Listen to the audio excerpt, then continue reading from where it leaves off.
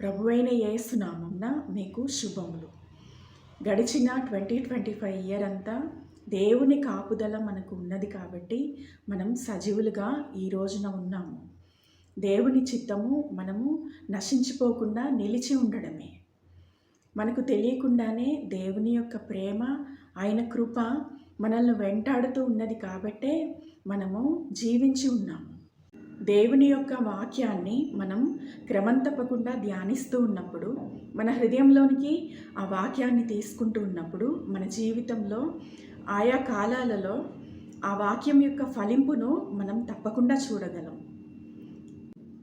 దేవుడు మనకు దయచేయబోయే నూతన సంవత్సరమైన 2026లోనికి ప్రవేశించబోయే ముందు దేవుడు మనకు దయచేసిన ఆశీర్వాదాలలోకెల్లా అత్యున్నతమైన శ్రేష్టమైన ఆశీర్వాదమైన ఆయన యొక్క వాక్యాన్ని మన హృదయంలోనికి చేర్చుకుంటూ మనం నూతన సంవత్సరంలోనికి ప్రవేశిద్దాం. రోమాపత్రిక 8వ అధ్యాయము 26వ వచనం చదువుకుందాం.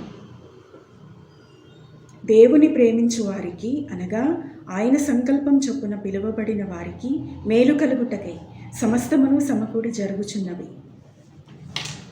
నీ జీవితంలో అన్నీ నువ్వు ప్లాన్ చేసుకున్నట్టుగా జరగకపోతూ ఉన్నా, పరిస్థితులన్నీ నీకు కష్టసాధ్యంగా కన్ఫ్యూజింగ్గా ఉన్నా, మనుషులు పరిస్థితులు నీకు వ్యతిరేకంగా ఉన్నప్పటికీ కూడా దేవుడు నీకు వ్యతిరేకంగా లేడు.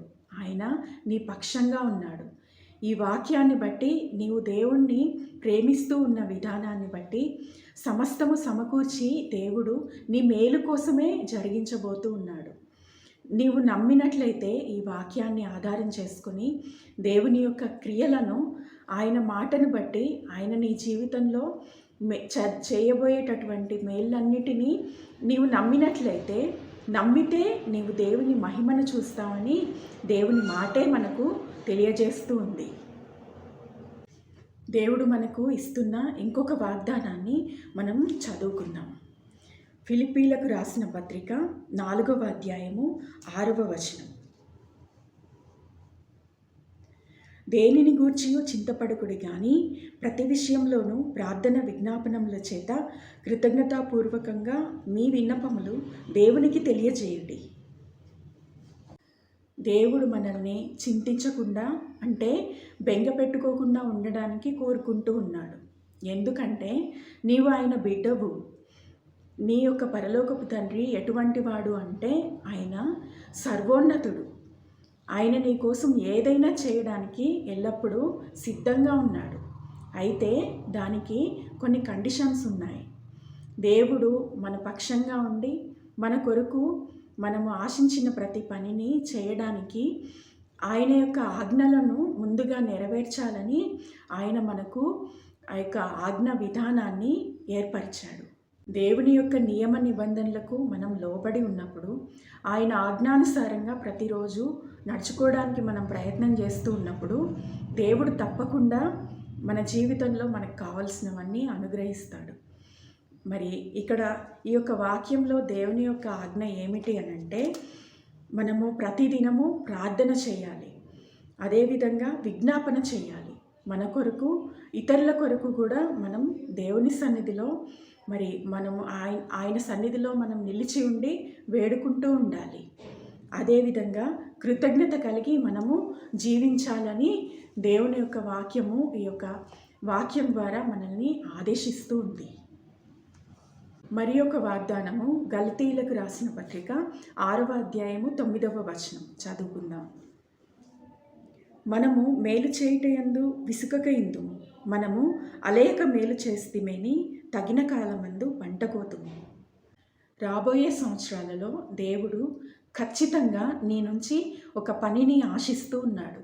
అది నీ వలన ఇతరులకు ఏదో ఒక మేలు జరగడం. నీ చేతనైనంత మట్టుకు నీకున్న పరిస్థితుల మధ్యలో నీ తోటి ప్రజలకు ఏదో ఒక విధంగా నీవు మేలు జరిగించే పనులను కానీ, వారికి క్షేమాన్ని కలిగించేటటువంటి విషయాన్ని కానీ, వారికి ఏదో ఒక మంచిని చేయడం వలన దేవుడు ఆ యొక్క పనిని నీవు కంటిన్యూస్గా చేయడాన్ని బట్టి దేవుడు నీ పక్షంగా ఉండి నీవు చేసేటటువంటి ఆ యొక్క పనిని దీవించబోతూ ఆ యొక్క పనిని బట్టి నిన్ను ఆయన నిలవబెట్టబోతూ ఉన్నాడు. నీవు ఒక నిరీక్షణతో విసుకకుండా కంటిన్యూస్గా ప్రజల కొరకు ఏదో ఒక మేలును నీవు చేస్తూ వెళ్తూ ఉండడం వలన నీవు శరీర కార్యాలను నెరవేర్చకుండా దేవుని యొక్క ఆత్మకార్యాన్ని ఆయనతో పాటు కలిసి నెరవేరుస్తూ ఉన్నావు. దేవుడు ఈ యొక్క విషయాన్ని నీకు అత్యంత ఆశీర్వాదకరంగా నీ జీవితానికి మార్చబోతూ ఉన్నాడు. రాబోయే సంవత్సరాలలో దేవుడు నీ కోసం నువ్వు మాత్రమే ఆలోచించుకోకుండా ఇతరుల కొరకు ఆలోచించి వారి కొరకై ఏదో ఒక మంచి కార్యాన్ని చేయడము దేవుని ఉద్దేశమై ఉన్నది. ఈ విధంగా ఈ వాక్యాన్ని అనుసరించి నీవు ఆయన యొక్క ఆజ్ఞానుసారంగా ప్రవర్తించినప్పుడు దేవుడు తగిన కాలమందు నీవు విత్తినటువంటి ఆ యొక్క మేలుకు గొప్ప పంటను ఆయన నీ చేతికిచ్చి నిన్ను నీ కుటుంబాన్ని ఆశీర్వదించబోతూ ఉన్నాడు. దేవుని వాక్యానుసారంగా మనం ఈ విధంగా జీవించడం ద్వారా ఇహపర సంబంధమైన ప్రతి ఒక్క ఆశీర్వాదాన్ని దేవుడు మనకందరికీ దయచేయునుగాక. ఆమేన్.